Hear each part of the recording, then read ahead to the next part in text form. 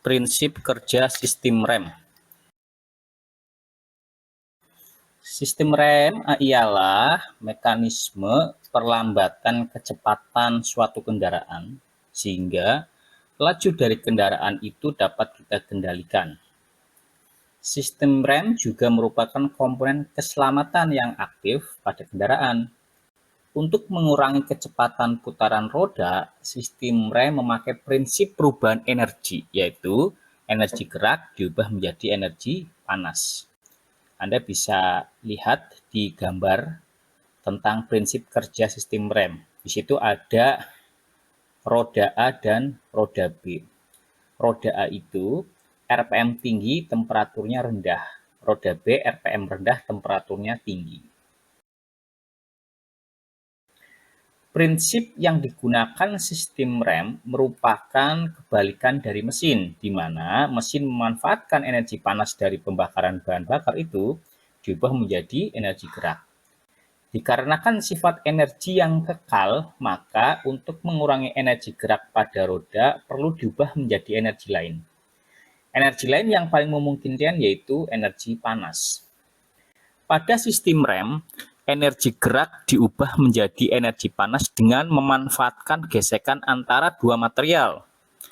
Benda yang bergesekan secara terus-menerus akan menimbulkan energi panas dan tentunya benda yang terus bergesekan lama-kelamaan gerakannya akan melambat. Fenomena inilah yang digunakan sistem pengereman untuk memperlambat kecepatan kendaraan. Gesekan yang terjadi pada sistem rem yaitu antara piringan yang terhubung ke roda itu berputar, dan kampas rem yang terhubung ke chassis kendaraan, kampas rem itu diam. Apabila kedua benda yang saling bergesekan berbahan logam, maka akan menimbulkan panas yang berlebih. Sedangkan logam dapat meleleh jika terkena panas dengan suhu yang sangat tinggi. Selain menimbulkan panas, logam yang bergesekan tadi juga menimbulkan suara yang sangat mengganggu. Maka dari itu, diperlukan material yang tepat agar tidak menimbulkan panas yang berlebihan dan suara yang bising. Dengan demikian, pada piringan yang terhubung dengan roda menggunakan bahan logam dengan permukaan yang halus supaya tidak timbul suara berisik ketika bergesekan. Kemudian, pada kampasnya menggunakan bahan organik seperti keramik dan asbes.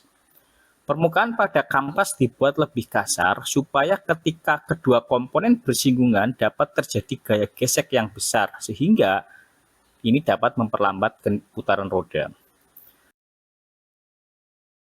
Secara umum terdapat dua jenis rem, yaitu sistem rem tromol dan sistem rem cakram. Berikut penjelasan lebih lanjut terkait kedua sistem. Pertama, sistem rem tromol. Sistem rem tromol itu, lihat gambar ya, merupakan sistem pengereman tertutup yang memakai komponen yang bentuknya seperti tabung atau mangkok yang disebut dengan tromol. Ya, bentuknya tabung atau mangkok itu disebut dengan tromol. Komponen ini terhubung langsung dengan roda. Kemudian untuk kampas remnya terletak di dalam tromol yang berbentuk setengah lingkaran dan berjumlah 2 buah. Kanan dan kiri ya. Pada sistem ini pengereman bekerja ketika kampas rem menempel pada permukaan dalam tromol. Gaya gesek akan terjadi dan putaran tromol akan melambat. Ada gaya gesek dan putaran tromol akan melambat. Karena tromol terhubung dengan roda, maka putaran roda akan melambat dan lama-kelamaan kendaraan akan berhenti. Nah, lihat gambarnya ya, itu sistem tromol. Nah, kemudian yang jenis kedua adalah sistem rem cakram. Sistem rem cakram merupakan sistem pengereman terbuka yang memakai piringan atau disebut dengan cakram. Dan komponen ini terhubung langsung dengan roda. Cakramnya terhubung langsung dengan roda. Sistem ini memanfaatkan metode penjepitan untuk memperlambat piringan hingga berhenti. Untuk komponen kampas rem pada sistem ini terletak pada satu titik dan berada di sisi depan dan belakang dari piringan, serta terhubung dengan komponen kaliper. Nah, pada sistem ini pengereman bekerja ketika kampas rem tertekan, lalu ia menjepit cakramnya, sehingga terjadi gesekan antara kampas dan cakram. Akibat gesekan yang terjadi, putaran cakram akan melambat. dan rodanya kan terhubung dengan cakram sehingga rodanya akan melambat.